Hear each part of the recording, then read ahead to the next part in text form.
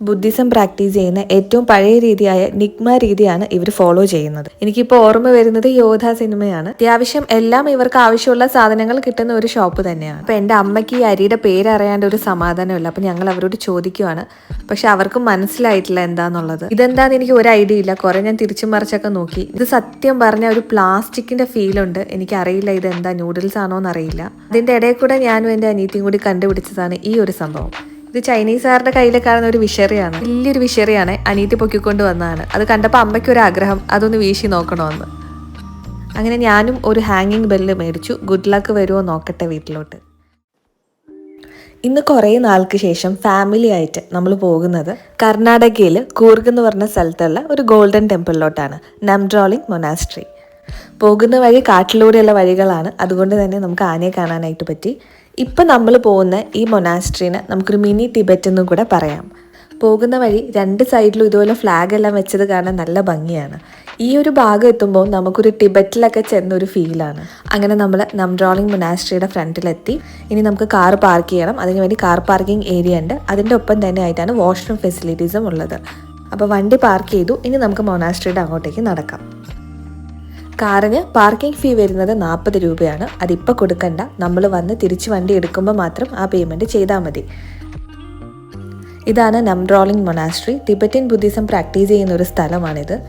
ഇവിടെയുള്ളവരെല്ലാവരും ടിബറ്റിൽ നിന്ന് കുടിയേറി പാർത്തവരാണ്. അതുകൂടാതെ തന്നെ വേറെയും സ്ഥലങ്ങളിൽ നിന്നിട്ടുള്ള സന്യാസികൾ ഇവിടെ കാണാം. ഈ കാണുന്ന ബിൽഡിങ്ങിലേക്കാണ് ഇവിടുത്തെ ലാമ താമസിക്കുന്നത്. ടിബറ്റൻ ബുദ്ധിസത്തിൽ ലാമ എന്ന് പറയുന്നത് ഒരു സ്പിരിച്വൽ ലീഡർ ആയിട്ടാണ് കണക്കാക്കുന്നത്. ഇതിൻ്റെ എല്ലാത്തിൻ്റെയും ഗ്രൗണ്ട് ഫ്ലോറിലാണ് ഇവിടെയുള്ള ഒരുവിധം ഷോപ്സ് ഉള്ളത്. ഇവിടുത്തെ സൂപ്പർ മാർക്കറ്റിൽ നമുക്ക് ഗോൾഡൻ ടെമ്പിൾ കഴിഞ്ഞിട്ട് കയറാം. ഇവരുപയോഗിക്കുന്ന പല കാര്യങ്ങളും നമുക്ക് അവിടെ നിന്ന് കാണാനായിട്ട് സാധിക്കും. ഈ നംഡ്രോളിംഗ് മൊനാസ്ട്രി 1963 സ്ഥാപിച്ചത് ഇവരിൽ മൂന്നാമനായ പെനർ റംപോച്ചയാണ്. നേരെ കാണുന്ന അമ്പലത്തിൻ്റെ മുകളിൽ വെച്ചിരിക്കുന്ന ഫോട്ടോ ആണ് പെനർ റംപോച്ചേൻ്റെ ഫോട്ടോ. ഈ കാണുന്ന ഇതിൻ്റെ ചുറ്റുമുള്ള ബിൽഡിങ്ങിലാണ് ഇവർ താമസിക്കുന്നത്. ഈ നംഡ്രോളിംഗ് മൊനാസ്ട്രി കൂടുതൽ അറിയപ്പെടുന്നത് ഗോൾഡൻ ടെമ്പിൾ എന്നുള്ള പേരിലാണ്. 1963 ഈ നംഡ്രോളിംഗ് മൊനാസ്ട്രിയുടെ തറക്കല്ലിട്ടതിൻ്റെ ശേഷം ഒത്തിരി സ്ട്രഗിൾ ചെയ്തിട്ടാണ് ഈ ഒരു മൊനാസ്ട്രി പൂർത്തീകരിച്ചത്. ആ കാലത്ത് പ്രൈവറ്റ് ഓർഗനൈസേഷൻ്റെ സപ്പോർട്ടോ സ്പോൺസേഴ്സോ ഒന്നും തന്നെ ഉണ്ടായിരുന്നില്ല. ഈ വിളക്ക് കത്തിച്ചു വെച്ചിരിക്കുന്നത് ഇതിവിടെ വരുന്നവർ ഓരോ നേർച്ചയാണ്. വളരെ ചിട്ടയായ പ്രാർത്ഥനാ രീതികളും പ്രാക്ടീസസും ഒക്കെയാണ് ഇവർക്കുള്ളത്. നമുക്കൊരു സഹായം പോലെ ഒരു ഡൊണേഷൻ എന്തെങ്കിലും ചെയ്യണമെന്നുണ്ടെങ്കിൽ അതിന് വേണ്ടിയിട്ടുള്ള ഡൊണേഷൻ കൗണ്ടേഴ്സും നിങ്ങൾക്ക് പല സ്ഥലങ്ങളിൽ കാണാം. ഈ മുമ്പിൽ കാണുന്ന ടെമ്പിളാണ് ഗോൾഡൻ ടെമ്പിൾ. ഇവിടെ വേറെയും കുറേ ടെമ്പിൾസ് ഉണ്ട്, പക്ഷെ പബ്ലിക് അലൗഡ് ആയിട്ടുള്ളത് കുറച്ചെണ്ണം മാത്രമേ ഉള്ളൂ. ബുദ്ധിസം പ്രാക്ടീസ് ചെയ്യുന്ന ഏറ്റവും പഴയ രീതിയായ നിഗ്മ രീതിയാണ് ഇവർ ഫോളോ ചെയ്യുന്നത്. ഇതുകൂടാതെ ഖാഗ്യു, സഖ്യ, ഖിലു എന്ന് പറയുന്ന 3 രീതിയും കൂടി ഇവർ പ്രാക്ടീസ് ചെയ്യാറുണ്ട്. മടിക്കേരിയിൽ നിന്ന് 40 കിലോമീറ്ററാണ് ഇങ്ങോട്ടുള്ള ദൂരം. ഇവിടുത്തെ വിസിറ്റിംഗ് ടൈം 7 മണി തൊട്ട് 6 മണി വരെയാണ്. ഗോൾഡൻ ടെമ്പിളിലോട്ട് കയറുന്നതിന് മുമ്പേ നമ്മുടെ ഫുട് വെയർ മാറ്റി വെച്ചിട്ട് വേണം കയറാനായിട്ട്. അത് മാറ്റി വെക്കാനുള്ള സ്ഥലവും അവിടെയുണ്ട്. ഒരാൾക്ക് 3 രൂപയാണ്. ചില ദിവസങ്ങളിൽ ഇവിടെ പ്രത്യേകതരം പ്രാർത്ഥനകളും ആഘോഷങ്ങളും ഉണ്ടാവാറുണ്ട്. ആ സമയത്തൊക്കെയാണ് നമ്മളിവിടെ വിസിറ്റ് ചെയ്യുന്നതെങ്കിൽ വിസിറ്റിംഗ് ടൈം കുറച്ചും കൂടി നീട്ടി കിട്ടാറുണ്ട്. ഇതാണ് ഇവിടുത്തെ മെയിൻ ടെമ്പിൾ. ഇവിടുത്തെ ഏറ്റവും വലിയ ടെമ്പിളും ഇതാണ്. ഒരുവിധം എല്ലാ പ്രാർത്ഥനകളും നടക്കാറും ഇവിടെ വെച്ചിട്ടാണ്. ഗോൾഡൻ ടെമ്പിളിൻ്റെ അകത്തോട്ട് കയറുമ്പോൾ നിങ്ങൾക്ക് 3 വലിയ ബുദ്ധ വിഗ്രഹങ്ങൾ കാണാം. ഈ 3 ബുദ്ധ വിഗ്രഹങ്ങളും സ്വർണത്തിൽ നിർമ്മിച്ചു എന്നാണ് പറയപ്പെടുന്നത്. എന്നാൽ കുറച്ച് പേര് ഇത് സ്വർണത്തിൽ പൂശിയതാണെന്നും പറയുന്നുണ്ട്. ഈ 3 ബുദ്ധ വിഗ്രഹങ്ങൾ നടുക്കുള്ളതാണ് ശ്രീബുദ്ധൻ. അതിൻ്റെ 2 സൈഡിലുമായിട്ടുള്ളതാണ് പത്മസംഭവ, അമിഥേയസ് എന്ന് പറയുന്ന വിഗ്രഹങ്ങൾ. ഇവിടെ നിൽക്കുമ്പോൾ നമുക്ക് ശരിക്കും ഒരു പോസിറ്റീവ് എനർജിയാണ് ഫീൽ ചെയ്യുക. ഇതിൻ്റെ അകത്ത് നല്ല തണുപ്പാണ്. ഒരുവിധം എല്ലാവരും തന്നെ ഇവിടെ കുറച്ച് നേരം ഇരുന്നിട്ടാണ് പോകാറ്. ഈ ടെമ്പിളിൻ്റെ ഉള്ളിൽ എല്ലാ ചുമരിലും ഞങ്ങൾക്ക് ഒത്തിരി ചിത്രങ്ങൾ കാണാം. ഇവിടെ എല്ലാ ചിത്രങ്ങളിലും ശ്രദ്ധിച്ചിട്ടുണ്ടെങ്കിൽ ഒരു പെയർ ഓഫ് ഗോൾഡൻ ഫിഷിനെ കാണാം. ബുദ്ധിസത്തിൽ ഗോൾഡൻ ഫിഷിൻ്റെ ഒരു പെയർ എന്ന് പറയുന്നത് ഹാപ്പിനെസ്സിനെയാണ് സൂചിപ്പിക്കുന്നത്. അതുപോലെ താമരപ്പൂവും കാണാനായിട്ട് പറ്റും. താമരപ്പൂ പൊങ്ങി വിരിഞ്ഞു വരുന്ന പോലെ നമ്മുടെ ജീവിതത്തിലെ പല മോശാവസ്ഥയിൽ നിന്ന് നമ്മൾ കയറി വരട്ടെ എന്നാണ് അത് സൂചിപ്പിക്കുന്നത്. വേറെയും ഒരുപാട് ഇതുപോലെ ചിത്രങ്ങളിൽ നിങ്ങൾക്ക് കാണാനായിട്ട് പറ്റും. ധർമ്മ വീൽ, വേസ്, അങ്ങനെ ഒരുപാട് കാര്യങ്ങൾ ഇവിടുത്തെ ചിത്രങ്ങളിൽ നിങ്ങൾക്ക് കാണാനായിട്ട് പറ്റും.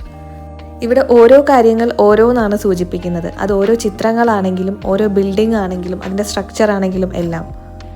ഇത് ഇവിടുത്തെ ഒരു ഇൻസ്റ്റിറ്റ്യൂട്ടാണ്. അവിടെ ഇപ്പോൾ ഒരു ആനുവൽ എക്സാമിനേഷൻ നടന്നുകൊണ്ടിരിക്കുകയാണ്. അതുകൊണ്ട് ആ ഭാഗത്തോട്ട് നമുക്ക് പെർമിഷൻ ഇല്ല. ഇവിടെ എത്തിയപ്പോൾ ഞങ്ങൾക്ക് ശ്രദ്ധിച്ച് കേട്ടാൽ കാണാം അവിടെ ഒരു പ്രാർത്ഥന നടന്നുകൊണ്ടിരിക്കുകയാണ്. അങ്ങോട്ടേക്കും എൻട്രി റെസ്ട്രിക്റ്റഡ് ആണ്.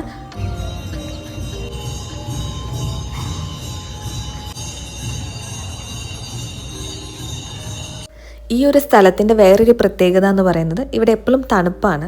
ഒരു പ്ലസൻ്റ് ആയിട്ടുള്ള ക്ലൈമറ്റ് ആണ് എപ്പോഴും. ഇനി നമ്മൾ വേറെ ഒരു ടെമ്പിളിലോട്ടാണ് കയറാൻ പോകുന്നത്. ഇവിടുത്തെ ഓരോ ടെമ്പിളിൻ്റെയും ബിൽഡിങ്ങിൻ്റെ സ്ട്രക്ചർ അടക്കം ശ്രദ്ധിച്ചാൽ ഞങ്ങൾക്ക് അറിയാം ഓരോ രീതിയിലാണ് ചെയ്തിട്ടുള്ളത്. ഇവിടെ വിസിറ്റ് ചെയ്യാൻ പറ്റിയ ഒരു ടൈം എന്ന് എനിക്ക് തോന്നിയിട്ടുള്ളത് ഒരു വൈകിട്ടുള്ള സമയമാണ്. സൺസെറ്റിൻ്റെ തൊട്ട് മുമ്പേ ഉള്ള സമയം. ആ ഒരു ഗോൾഡൻ അവറിൽ ഈ ഒരു ടെമ്പിൾ കാണാൻ ഒരു പ്രത്യേക ഭംഗി തന്നെയാണ്. ഈ ഒരു ടെമ്പിളിൻ്റെ അകത്ത് ഞങ്ങൾക്ക് നടുക്കായിട്ട് വലിയൊരു സ്തൂപം കാണാം. അതിൻ്റെ ചുറ്റുമായിട്ട് ബുദ്ധൻ്റെ വേറെ കുറേ സ്റ്റാച്യൂസും ഉണ്ട്. ഈ ടെമ്പിളിൻ്റെ ഉള്ളിലും നിറയെ ചിത്രങ്ങൾ നിങ്ങൾക്ക് കാണാനായിട്ട് സാധിക്കും. ഒരു സൈഡിൽ അവിടെ പ്രാർത്ഥനയും നടക്കുന്നുണ്ട്. ഇങ്ങനെയുള്ള സ്ഥലങ്ങളിൽ നമ്മൾ വരുമ്പം ശ്രദ്ധിക്കേണ്ട മറ്റൊരു കാര്യം എന്ന് പറയുന്നത് പ്രാർത്ഥന നടക്കുന്നുണ്ടെങ്കിൽ നമ്മൾ ഒച്ചയും ബഹളവും ഒന്നും ഉണ്ടാക്കാതെ കണ്ടിട്ട് തിരിച്ചു പോകാമെന്നുള്ളതാണ്. അവരുടെ പ്രാർത്ഥനയെ ഒരു രീതിക്കും ഡിസ്റ്റർബ് ചെയ്യാതെ വേണം നമ്മൾ ഈ സ്ഥലം കണ്ട് ആസ്വദിച്ച് പോകാൻ വേണ്ടി. ഇത് ഇപ്പോൾ കണ്ട ടെമ്പിളിൻ്റെ തൊട്ടടുത്തുള്ള മറ്റൊരു ടെമ്പിളാണ്. എല്ലായിടത്തും നിങ്ങൾക്ക് ഇതുപോലെ ഡൊണേഷൻ ബോക്സ് വെച്ചതായിട്ട് കാണാം. ഈ ബുദ്ധ ടെമ്പിൾ നമുക്ക് പൊതുവേ കാണാൻ പറ്റുന്നത് നേപ്പാൾ, ഭൂട്ടാൻ എന്നുള്ള സ്ഥലങ്ങളിലാണ്. ഇങ്ങനെയുള്ള ആളുകളെയും നമുക്ക് അങ്ങനെയുള്ള സ്ഥലങ്ങളിലാണ് കാണാൻ പറ്റുക. എനിക്കിപ്പോൾ ഓർമ്മ വരുന്നത് യോധ സിനിമയാണ്. ആ സിനിമ കണ്ടു കഴിഞ്ഞാൽ നമുക്ക് ഒരുവിധം നമ്മുടെ മനസ്സിൽ വരുന്നൊരു തോന്നലാണ് ഭൂട്ടാൻ, നേപ്പാളിലൊക്കെ പോകണമെന്നുള്ളത്. അത്രയും ദൂരം നിങ്ങൾക്ക് പോകാൻ താല്പര്യമില്ലെങ്കിൽ കർണാടകയിലെ കൂർഗിലെ ഈ ഗോൾഡൻ ടെമ്പിളിലോട്ട് വരാം. ഓരോ സ്ഥലങ്ങളിലുള്ള കാഴ്ചകളും ഓരോ രീതിക്കായിരിക്കും. ഇത് ടിബറ്റിലുള്ള പ്ലേഫുൾ മൊനാസ്ട്രിയുടെ ഒരു രൂപം ഇവിടെ ഉണ്ടാക്കി വെച്ചിരിക്കുകയാണ്. ശരിക്കുമുള്ള ഈ മൊനാസ്ട്രി ലൊക്കേറ്റ് ചെയ്തിരിക്കുന്നത് 3300 മീറ്റർ എബവ് സീ ലെവലാണ്. ഒത്തിരി ഭംഗിയിലാണ് ഇത് ചെയ്തു വെച്ചിട്ടുള്ളത്. ഓരോ മൈന്യൂട്ട് കാര്യങ്ങളും ഭയങ്കര ഡീറ്റെയിൽ ആയിട്ടാണ് അവർ ചെയ്തിട്ടുള്ളത്. ഈ പ്ലേഫുൾ മൊനാസ്ട്രിയുടെ കിരീടാവകാശികളിൽ 3ാമതാണ് ഈ പെനർ റംപോച്ചെ. ഇവിടെ ഒരു സ്റ്റോൺ കാണാം. ഇത് ബ്ലെസ്ഡ് ബൈ പെനർ റംപോച്ചെ എന്നാണ് എഴുതിയിട്ടുള്ളത്. ഈ ദ്രുഗ്വാങ് പേമ നോർബു റംപോച്ചെ തന്നെയാണ് ഈ പെനർ റംപോച്ചെ. ഇവിടെ ഒരുവിധം എല്ലാം എഴുതിയിരിക്കുന്നത് ആ ഒരു പേരാണ്. ഇതാണ് ആ സ്തൂപം വെച്ചിട്ടുള്ള അമ്പലം. അതിൻ്റെ മുകളിലാണ് പെനർ റംപോച്ചേൻ്റെ ഫോട്ടോ വെച്ചിട്ടുള്ളത്. അങ്ങനെ ഗോൾഡൻ ടെമ്പിൾ കണ്ട് നമ്മൾ ഇവിടുന്ന് ഇറങ്ങുവാണ്. ഇനി നമുക്ക് ഇവിടുത്തെ സൂപ്പർ മാർക്കറ്റിലൊക്കെ പോയി ഇവർ ഉപയോഗിക്കുന്ന കുറച്ച് കാര്യങ്ങളൊക്കെ കാണാം. ഒപ്പം ഇവിടെ വലിയൊരു ഷോപ്പിംഗ് കോംപ്ലക്സ് തന്നെയുണ്ട്. അവിടെയൊക്കെ പോയിട്ട് എന്തൊക്കെയാണെന്നുള്ളത് നോക്കാം. ഈ കാണുന്ന ഷോപ്പെല്ലാം ഇവിടുത്തെ ലാമ താമസിക്കുന്ന ബിൽഡിങ്ങിൻ്റെ ഗ്രൗണ്ട് ഫ്ലോറിലുള്ളതാണ്. ഇവിടെ എല്ലായിടത്തും നിങ്ങൾക്ക് 5 കളറുള്ള ഫ്ലാഗ് കാണാം. ഓരോ കളറും സൂചിപ്പിക്കുന്ന ഓരോ കാര്യത്തെയാണ്. നീല ഫ്ലാഗ് ആകാശത്തിനെയാണ് സൂചിപ്പിക്കുന്നത്. വെള്ള കാറ്റിനെയും റെഡ് തീയിനെയും ഗ്രീനും യെല്ലോയും സൂചിപ്പിക്കുന്നത് വെള്ളവും ഭൂമിയുമാണ്.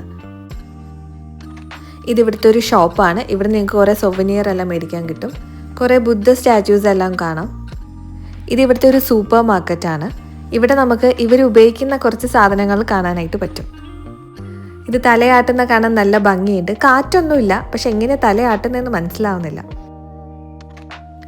ഇവിടുത്തെ സ്റ്റോറിലുമെല്ലാം ഇവിടെയുള്ള ആളുകൾ തന്നെയാണ് കേട്ടോ ഉള്ളത്.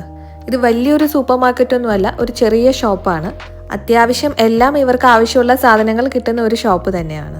നമ്മുടെ നാട്ടിലെ സൂപ്പർ മാർക്കറ്റിൽ കിട്ടാത്ത കുറച്ച് സാധനങ്ങളെല്ലാം ഇവിടെ നിങ്ങൾക്ക് കാണാനായിട്ട് പറ്റും. അതിൽ എൻ്റെ അമ്മ ആദ്യം പൊക്കിക്കൊണ്ട് വന്നത് ചിക്കൻ മസാലയാണ്. അമ്മമാർ പിന്നെ പൊതുവേ ചിക്കൻ മസാല അങ്ങനത്തെ മസാലപ്പൊടിയിലോട്ടാണല്ലോ അവരുടെ കണ്ണ് ആദ്യം പോവുക. ഇതിവിടെ പല പല പേരിൽ കുറേ നൂഡിൽസ് കാണാം. ഇതിവർ ഇവിടെ യൂസ് ചെയ്യുന്ന ഒരു റൈസാണ്. ഇതിൻ്റെ പേരെന്താണെന്ന് ഞാൻ ചോദിച്ചപ്പം അവർക്ക് മനസ്സിലായില്ല. ഞാൻ പറഞ്ഞത് മനസ്സിലാവാത്തതുകൊണ്ടാണെന്ന് അറിയില്ല. വേറെ കുറേ ധാന്യങ്ങളുണ്ട്. ഇതൊക്കെ നമ്മൾ ഉപയോഗിക്കുന്നത് തന്നെയാണ്. പൂജയ്ക്ക് ആവശ്യമുള്ള കുറേ സാധനങ്ങൾ കാണാം. ഇതൊന്നും നമ്മുടെ അവിടെ കിട്ടില്ല. അപ്പോൾ എൻ്റെ അമ്മയ്ക്ക് ഈ അരിയുടെ പേരറിയാണ്ട് ഒരു സമാധാനമില്ല. അപ്പോൾ ഞങ്ങൾ അവരോട് ചോദിക്കുവാണ്. പക്ഷെ അവർക്ക് മനസ്സിലായിട്ടില്ല എന്താണെന്നുള്ളത്. അരിയും ഗോതമ്പും ചേർന്നത് അവർ പ്രയർ സമയത്ത് കഴിക്കുന്ന ആഹാരമാണെന്നാണ് പറഞ്ഞത്. അരിക്ക് അവർ പ്രത്യേക പേരൊന്നും പറയാറില്ല, റൈസ് തന്നെയാണ് പറയുന്നതെന്നാണ് പറഞ്ഞത്. ഇത് ചില്ലി സോസും അങ്ങനത്തെ കുറച്ച് സ്പൈസസ് ആണ്. ഇവർ കൂടുതൽ സ്പൈസസ് കഴിക്കുന്നവരാണല്ലോ, അതുകൊണ്ടായിരിക്കും ഇവിടെ ഇത് കൂടുതലുള്ളത്. ഇത് ഗൺറഡ് എന്ന് പറഞ്ഞ ഒരു സാധനമാണ്. ഇതൊരു സീസണിങ് അല്ലെങ്കിൽ ഒരു ഫ്ലേവറിങ് ഏജന്റ് ആയിട്ടാണ് എനിക്ക് വായിച്ചിട്ട് മനസ്സിലായത്. ഇതെന്താന്ന് എനിക്ക് ഒരു ഐഡിയ ഇല്ല. കുറേ ഞാൻ തിരിച്ചും മറിച്ചൊക്കെ നോക്കി. നിങ്ങൾക്ക് മനസ്സിലാവണേ ഒന്ന് കമൻറ്റ് ചെയ്യൂ. ഇത് മഷ്റൂം ഉണക്കി വെച്ചതായിട്ടാണ് എനിക്ക് തോന്നിയത്. ഇത് സത്യം പറഞ്ഞ ഒരു പ്ലാസ്റ്റിക്കിൻ്റെ ഫീലുണ്ട്. എനിക്കറിയില്ല ഇതെന്താ നൂഡിൽസ് ആണോ എന്നറിയില്ല. ഇതാണ് ഞാൻ നേരത്തെ പറഞ്ഞ ഗോതമ്പും അരിയും കൂടി മിക്സ് ചെയ്ത് വെച്ച സാധനം പ്രയറിന് കഴിക്കുന്നത്. അതിവിടെ ഇഷ്ടം പോലെ ഉണ്ട്. ഇതിവിടെ എല്ലാ സ്റ്റോറിലുള്ള ഒരു വെറൈറ്റി സാധനമാണ് കേട്ടോ. ഭയങ്കര റേറ്റാണ്, പക്ഷെ നല്ല ഭംഗിയുണ്ട് കാണാനായിട്ട്.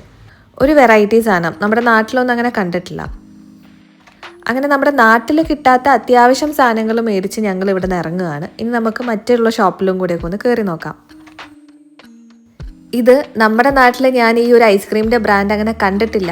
അപ്പം അതൊന്ന് ടേസ്റ്റ് ചെയ്ത് നോക്കാമെന്ന് കരുതി. പക്ഷെ കൊള്ളാട്ടോ, നല്ല ടേസ്റ്റുള്ളൊരു ഐസ്ക്രീം. അടുത്തൊരു ബുക്ക് സ്റ്റോറാണ്. ബുക്ക് വായനയൊന്നും ഇല്ലെങ്കിലും കാണാനൊരു കൗതുകം. ഇവിടെയും ഒത്തിരി ബുദ്ധൻ്റെ സ്റ്റാച്യുവും അതുപോലെ കുറേ ബുക്സൊക്കെ നിങ്ങൾക്ക് കാണാനായിട്ട് പറ്റും.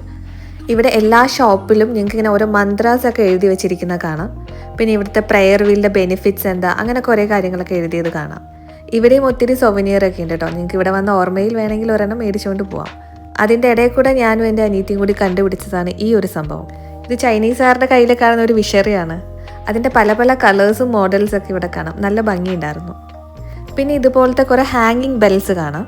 ഈ ഹാങ്ങിങ് ബെൽസ് ഗുഡ് ലക്കിന് വേണ്ടിയിട്ടാണ് നമ്മൾ മേടിച്ചുകൊണ്ട് പോകുന്നതും വീട്ടിൽ തൂക്കുന്നതും. ഇവിടെ പല സൈസിലുള്ള ഇതുപോലെ ഹാങ്ങിങ് ബെൽസ് ഞങ്ങൾക്ക് കാണാനായിട്ട് പറ്റും.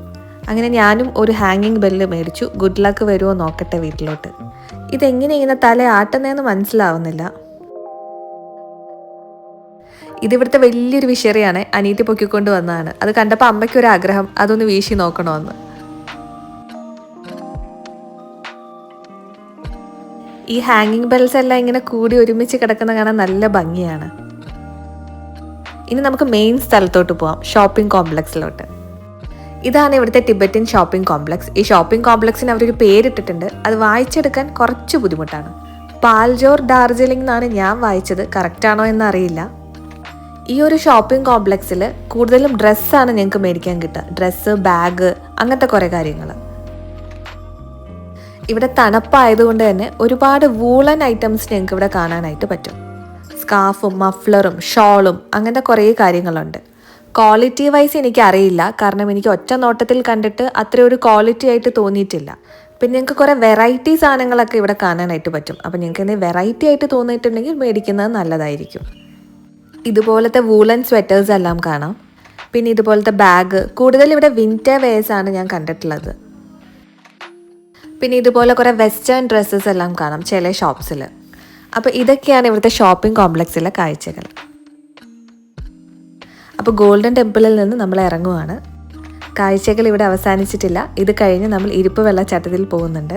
അതിൻ്റെ വീഡിയോ അടുത്ത ദിവസം തന്നെ അപ്ലോഡ് ചെയ്യുന്നതായിരിക്കും. നിങ്ങൾക്ക് എൻ്റെ വീഡിയോ ഇഷ്ടപ്പെട്ടെങ്കിൽ സബ്സ്ക്രൈബ് ചെയ്യാൻ മറക്കരുത്. മറ്റൊരു യാത്രയായിട്ട് കാണാം.